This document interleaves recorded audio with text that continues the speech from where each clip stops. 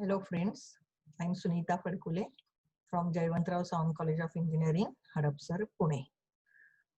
In the earlier lecture, we have studied free vibrations with Coulomb damping, that is dry friction damping. What we have studied in that Coulomb damping, what is the equation of motion? So what equation of motion we got? Mx double dot plus Kx plus or minus F is equal to 0, where F is the frictional force. Second, we have studied what is the frequency with which this system will vibrate. And what we have found out, system will vibrate with the same natural frequency. There is no different frequency. So system will vibrate with the same natural frequency, that is omega n is equal to square root of k upon m. Thirdly, we have found out what is the reduction in amplitude in every cycle. Okay, so that was the free vibrations with friction damping. Now in this lecture we are going to study free vibrations with viscous damping. Okay, that is mainly fluid dashboard damping. Okay, so what we are going to study in this lecture? First, we will find out equation of motion for this viscous damping. Second, we will find out characteristic equations of this equation of motion, that is nothing but the solution of the equation, differential equation. Okay, then we are going to study two new terms in this lecture, that is one is critical damping coefficient and other is damping factor. Okay, and then fourth one is we will just introduce with the three types of damped system or damping system. Okay, so the first point, let us study the free vibration with viscous damping, how to determine the equation of motion, that is differential equation of motion. Okay, so consider this system. Now you are familiar with this system. See, this is a spring mass damper system. Spring is having stiffness K, damper is having damping coefficient C, and this is the mass which is allowed to vibrate. Okay, and this is your equilibrium position. Okay, so now in the second diagram, the displaced position of the system is shown. That means system is displaced by an amount x downward. Okay, so spring has stretched and damper is also there. Okay, so if we draw the free body diagram of this mass, which is shown in figure C, what are the different forces acting here? There is a inertia force, which is mx double dot. Okay, mx, I forgot to write down m here. Okay, so as your mass is moving down, inertia force is acting downward in the direction of motion. So the magnitude is mx double dot. Okay, then there are two forces. One is the spring force, which will oppose to this one, and other is the damping force, which will also oppose the motion. So what is the spring force? K into x in upward direction, because spring is getting stretched. Then damping force in upward direction, what is the magnitude? C into x dot. We have seen damping force F is equal to C into x dot, where x dot is the velocity and C is the damping coefficient. Okay, why it is in upward direction? Because damping is nothing but the resistance offered to the vibration, to the motion. At this instant, your body is going down, so damping force will be acting in the opposite direction, that is upward. Okay, so you have to apply the Newton's second law again, okay, to find out the equation of motion. So see the forces. Now here I have not written. Now you are familiar with this one. Okay, so I have neglected few steps. So what is our equation? Regular equation of Newton's second law of motion. Inertia force is equal to summation of all the forces. What is the inertia force? Mx double dot, which is, so I have considered downward direction positive. So mx double dot is equal to, what are the remaining forces? These are in the upward direction. That's why both the forces are negative. Minus cx dot minus kx. So if you bring this term on the left hand side, what are you getting? Mx double dot plus cx dot plus kx is equal to 0. So this is the equation of motion for damped free vibration, where the damping is viscous damping. Okay. Now you may ask why we have not considered the weight here. Okay. So I already told you in when we have studied part A of this unit in the free vibration, that if you are going to consider mg here, then you have to consider the static deflection of the spring also. As in the equilibrium position, mg will be always balanced by the k delta. So that forces are going to be cancelled out. So that's why we usually we don't consider mg, okay, because we don't consider static deflection of the spring also. Okay. So now this equation we have to study in detail. Mx double dot plus cx dot plus kx is equal to 0. See, this is nothing but the equilibrium equation, that is summation of forces is equal to 0. All these terms represent forces. Mx double dot is inertia force acting on the mass. Cx dot is damping force provided through damper. Kx is spring force provided through spring. Okay. Now, this is known as a fundamental linear differential equation of motion, which is of a single DOF system having damped free vibration. Okay. So this equation represents fundamental linear differential equation of motion for damped free vibration. Okay. So now you have to study this equation in detail. Okay. So do you know what is the solution for this linear differential equation which we have studied in M3? See, equation 1 is a linear differential equation of second order. Why second order? Because it is x double dot, that is d2x by dt square. So equation 1 is a linear differential equation of second order, and its solution can be written as, which you have studied in M3, that x is equal to e raised to st, where e is base of natural logarithm, which is the value of which is 2.718. What is t? Small t. Small t is the time. At any time t, where the mass is, what is the position of the mass? Say maybe after 2 seconds, 4 seconds, 10 seconds. So time is a variable parameter. T is time. And what is s? It is a constant to be determined. Okay. So what solution you got? You know, we have found out x is equal to e raised to st. It is a standard solution. Okay. So now x, you know, dx by dt. If we consider this equation, x is equal to e raised to st, we have to differentiate this equation twice. So differentiating once, x dot is equal to, what are we getting? Dx by dt, that is equal to x dot, that is equal to s into e raised to st, because s is constant. Okay. Then differentiating twice, what are we getting? S square into e raised to st. Okay. So putting these values of x double dot, x dot, and this x into which equation? Into this equation 1. Mx double dot plus cx dot plus kx is equal to 0. So let us put here. Okay. See, mx double dot. What is the value of x double dot? S square e raised to st. So s square e raised to xt. This is mx double dot plus c into x dot. What is x dot?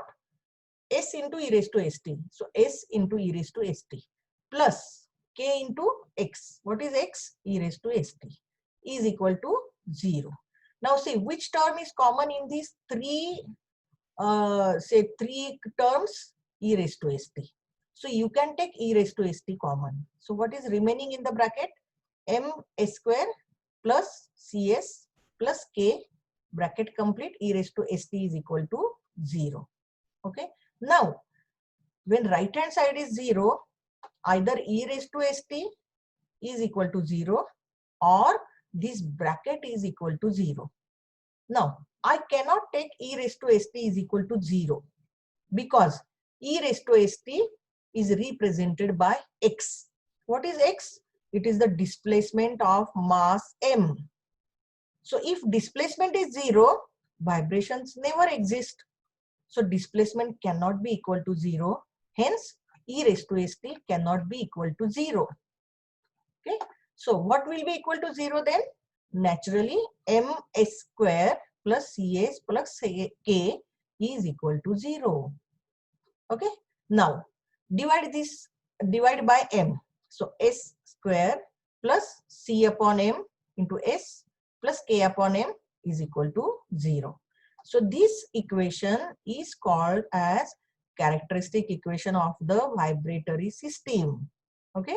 So for a second order system, okay, which we are studying, this equation is quadratic in nature. That means what? It gives two roots, that is S1 and S2 as follows. Okay. See what we have seen. This is the general equation, general solution. X is equal to e raised to st. But what we got? We got this equation s square plus c upon m into s plus k upon m is equal to 0. So this equation is quadratic in s. Square is there, no? So that means this equation is having two roots. Okay, that is s1 and s2. Okay, so how to find out these two roots?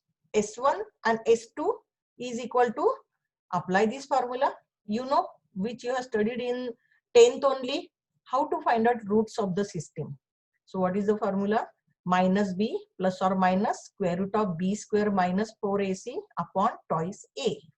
So what is a, b, c here? See here, a square. So a is equal to 1, b is equal to c upon m, and c is equal to k upon m. Okay.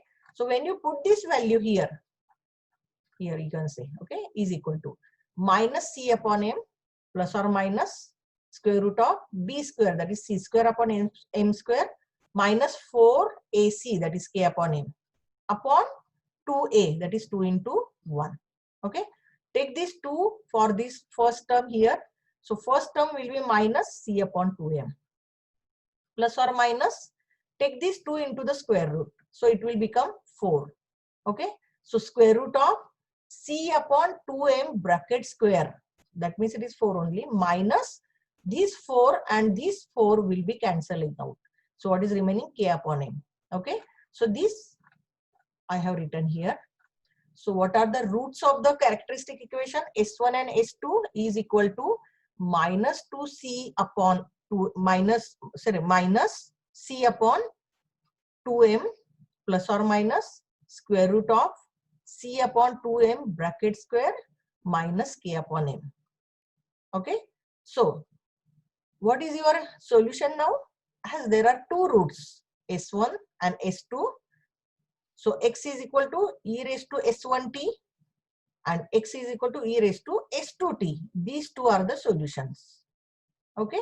So these solutions can be combined, or a general solution for this equation is written as x is equal to c1 e raised to S1t plus c2 e raised to S2t. This also you have studied in M3, that when the equation is like this, s square plus c upon m into s plus k upon m, which is nothing but the quadratic equation in s.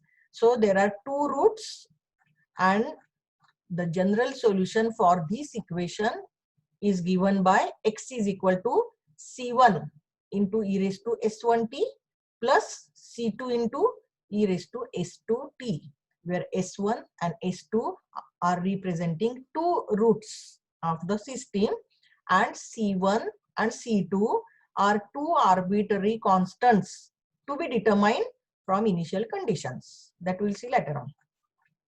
Okay. So it may be pointed out here that the solution of equation is possible only where differential equations are linear. See, this equation mx double dot plus cx dot plus kx is equal to 0 is a linear equation. So the principle of superposition holds good for linear equation. Okay. So such superposition does not hold good in case of non-linear differential equation. But for your syllabus, there is no non-linear differential equation. So you can combine or you can superimpose the two equations. Okay. Now here, before going to the next part, you have to define two new terms which are completely new to you. The first one is, you can say, damping coefficient. Okay. So actually three terms are there, but already we have studied damping coefficient. What do you mean by damping coefficient? C is equal to F upon V. That is force per unit velocity. In the earlier lecture, we have seen this. In case of torsional vibration, how do you define this damping coefficient? Ct, T stands for torsional. Ct is equal to F is replaced by T, V is replaced by omega. So Ct is equal to T, capital T upon omega. Okay. So this is the, it's not omega, we will say theta dot. We say here theta dot. So here also C is equal to F upon X dot actually. F upon X dot. We never say V or omega in vibrations. Rather we use X dot, theta dot, these terms. Okay. So C is equal to force per unit velocity, that is F upon X dot, and for torsional Ct is equal to T upon theta dot. Okay. Now you have to define second term, that is critical damping coefficient. Okay. Already we have defined damping coefficient C. Now you have to define critical damping coefficient, which is denoted by Cc. C is the suffix. Okay. So first C stands for damping coefficient and the suffix C stands for critical. Okay. So how to define critical damping coefficient? See, it is that value of the damping coefficient, C, that makes the expression within the radical sign of equation 4 vanish, that is 0. And therefore it gives two equal roots of S. Okay, let us understand this. Okay, so this C, basically critical damping coefficient is nothing but damping coefficient only. But when it will be representing critical value, that is critical damping coefficient, when, see this equation, two roots, S1 and S2 are the two roots given by this equation. When the expression within the root, within this radical sign will be 0, making these two roots equal. So S1 is equal to minus C upon 2m when this will be 0, and S2 will also be minus C upon 2m when this will be equal to 0. That means the values of S1 and S2 are equal. Okay. So then in that case, this coefficient C, it is known as Cc. That means when the equation in the radical sign is equal to 0, look here. Okay. What I am highlighting here, when the equation in the radical sign is equal to 0, then this C is known as a Cc. Okay. So let us put this equal to 0 now. Okay. Therefore, now C will be replaced by Cc because I am equating it to 0. So Cc upon 2m bracket square minus K upon m is equal to 0. From where I got this? From this radical sign. This is C upon Cc bracket square minus K upon m. This must be equal to 0. So when this is equal to 0, okay, so let us take this term on right hand side. So Cc upon 2m is equal to square root of K upon m. But you know what is square root of K upon m? Nothing but omega and natural frequency. So what did you get? Cc is equal to 2m omega n. Okay. So this is the definition of Cc, that is critical damping coefficient. Cc is equal to 2m omega n. If we put the value of omega n, that is square root of k upon m, it will become twice square root of k into m. Okay, so you understood this now? This is the critical damping coefficient. You will require further frequently Cc value, that is 2m omega n, where omega is the mass which is vibrating, omega n, so sorry, m is the mass which is vibrating, and omega n is the natural frequency of the system, and Cc is what? Critical damping coefficient. Okay, now let us define the third term, that is damping factor, or it is also known as a damping ratio. Students always confuse between damping factor and damping coefficient. Okay, what is damping coefficient? C, which is constant. Sorry, C, which is not constant, but which is depending on how much damping is provided. Okay, and this term is damping factor. Now let us see, what do you mean by damping factor? Okay, it is defined as the ratio of damping coefficient to the critical damping coefficient. So how do you define mathematically? Zeta is equal to C upon Cc. What is zeta? See, this is the zeta. It is used to represent damping factor or damping ratio. Okay, so zeta is equal to C upon Cc. That's the ratio of damping coefficient upon critical damping coefficient. For torsional system, how will you define this damping factor? Zeta is equal to Ct upon Cct. What is Ct? Damping coefficient for torsional. What is Cct? Critical damping coefficient for torsional vibration. Okay. So it may be made clear here that the critical damping coefficient is a constant depending upon the mass and stiffness in the system and is independent of the actual amount of damping. Means what? See, we have defined zeta is equal to C upon Cc. What is C damping coefficient? It depends on how much damping we provide. Okay, and what is Cc? Cc is the critical damping coefficient. That means damping required for any particular system. When you design this system or when you define any vibratory system which possesses certain mass and spring K, spring stiffness K. So when M is fixed, K is fixed. So that means you have defined particular damping system. For that particular damping system, how much damping is required to reduce the vibration? That is known as the critical damping coefficient. So critical damping coefficient, in short, is nothing but property of that vibratory system, which is constant. As you have defined the properties of the system in metallurgy, you have studied. That is, hardness is there, toughness is there, Young's modulus is there. Okay, so these are nothing but the representing properties of the system, properties of the material, which are constant. For particular material, particular value is constant. Similarly, here also, once you define damping, say vibratory system, its Cc will be constant. Okay, so one second here. See, here I have written the explanation about Cc. Damping factor gives measure of relative amount of damping in the existing system with that necessary for a critically damped system. Now we are going to see further what do you mean by critically damped system. Okay, but here the explanation of the damping factor is given. Means what? Damping factor is nothing but measure of the relative amount of damping required for any particular system. So it relative means it always compare how much is C you have provided, that is damping you have provided, against whatever is required. So it is the relative measure of the damping this zeta represent. Okay. Now let us see. Let us study this equation in detail.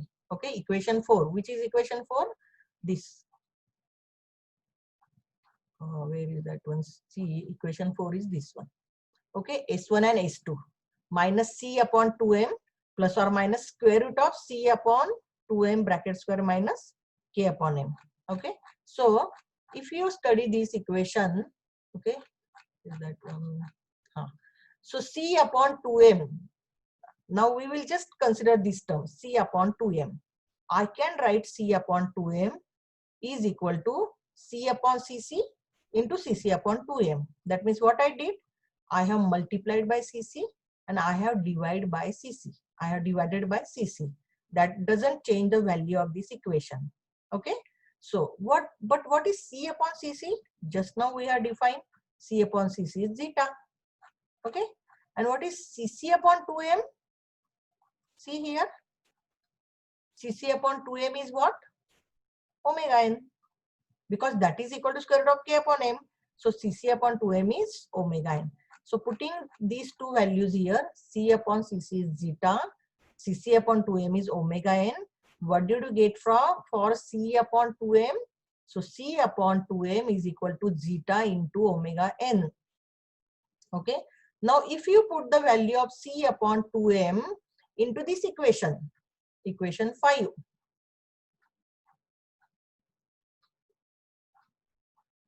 See here, equation 4,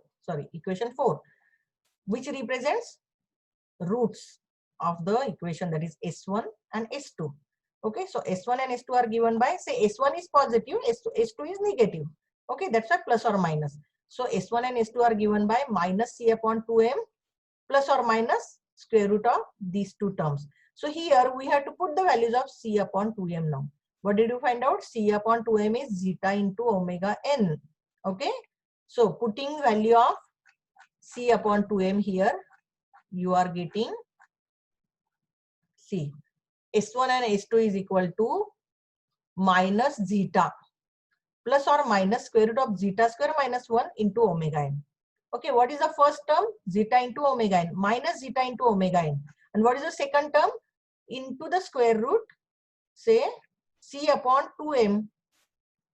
Okay, into omega n square minus square root of k upon m. K upon m is omega n square.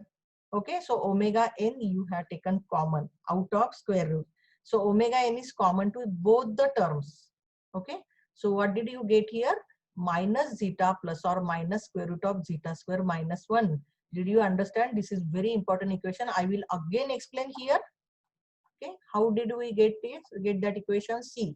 S1 and S2 is equal to minus C upon 2m. That means minus zeta into omega n. This is the first term. Plus or minus into the square root. C upon 2m bracket square. Means what? Zeta square into omega n square. Minus k upon m. What is k upon n? Omega n square. Okay. So here also omega n square, here also omega n square. You have taken omega n square common out of the square root, that will be omega n. Okay. And here also minus zeta into omega n. So omega n is there in both the term. That's why omega n we have taken common out of the bracket. Okay. Now what is remaining here? Here it is remaining only zeta. That's why the first term is minus zeta. Plus or minus. Now here the term was zeta square into omega n square. So omega n square already we have taken common. So what is remaining? Zeta square minus this omega n square we have taken common. So minus 1. So what is remaining in the square root? Zeta square minus 1. Okay. So this equation we got S1 and S2 is equal to minus zeta plus or minus square root of zeta square minus 1 bracket complete omega n. Okay. S1 is suppose plus, means when we use plus sign, we get the root S1. And when we use minus sign, say we get root S2. Okay. Now just study this equation in detail. Okay. S1, S2 is equal to minus zeta. What is zeta? Damping factor. Okay, that is C upon Cc. But always every equation we will be using zeta only. Okay, that's why to use the you can say relative measure of the damping, zeta we always use in every equation. Okay, so minus zeta plus or minus square root of zeta square minus 1 into omega n. Now if we consider in the first case, suppose if zeta is greater than 1, what will be the value of the square root here? Whether it is positive, negative or 0. See, if zeta is greater than 1, what is the term? Zeta square minus 1. So this, whatever is there in the square root, this will be always positive. Okay, it will be some value. Okay, it will be always some value. So minus zeta plus or minus some value is there. Okay. So this system is known as the over damping system. Okay. So when zeta is greater than 1, that means what? How do you define zeta? Zeta is equal to C upon Cc. When zeta is greater than 1, that means C is greater than Cc. Okay. So if C is greater than Cc, that means if zeta is greater than 1, there is said to be over damping in the system. That means whatever the damping you are going to provide, that is on the higher side. The system is whatever the damping it is required, no more than that one you have provided. Okay, so that is known as a over damped system. Consider the second case. If C is equal to Cc, that is if zeta is equal to 1. Consider the square root. If zeta is equal to 1, zeta square minus 1, that is 1 minus 1, 0. So the second term will be 0. So what will be the first term? Only zeta, that is 1 only. Okay. So if we consider zeta is equal to 1, that means C is equal to Cc, because zeta is C upon Cc. So when zeta is equal to 1, C is equal to Cc. So this system is known as a critically damped system. Means what? You have defined one vibratory system. How much damping is required for that system? That is a critically damping, that is Cc, and you have provided exactly the same damping which is required by that system. That means C is equal to Cc. So this system is known as a critically damped system. Okay. Now consider the third case. When zeta is less than 1, that means C is less than Cc. See this term, when zeta is less than 1, it is zeta square minus 1. Okay. So definitely in the square root, there will be negative term. Okay. So zeta square, which is less than 1, minus 1. So what you will get? Square root of minus something, minus some value. Okay. So this is imaginary system. Okay. That we are going to study in detail later on. Right now, you just remember that the system wherein zeta is less than 1, that is C is less than Cc, this system is said to be under damped system. That means your required damping is critically damping, but you have provided the damping which is less than the required one. So that is known as a under damped system. Okay. So depending upon these different amounts of damping in the system, the values of S, that is the root, okay, will be real and negative and unequal. First case, real, equal and negative, that is second case, and complex conjugate respectively. Okay, so now these three cases we are going to study in detail next lecture. Okay, so first system is over damped system, second system is critically damped system, third system is under damped system. Okay, now first two systems are having very less application. Okay, so for your syllabus also, this is having very less weightage, but the major weightage is for this under damped system. So many mathematical equations are there, derivations are there, and all the problems are on under damped only. You are going to see what are the different applications of that under damped system also. Okay, so from here, every system, from the next lecture, we are going to study two parts of any system. What is the mathematical part, analytical part of any system, and what is the physical interpretation of that analytical solution. Okay, so like this in detail we are going to study these three systems in the next lecture, that is over damped system, critically damped system and under dam system. Okay. Okay. Thank you. Let me stop this recording.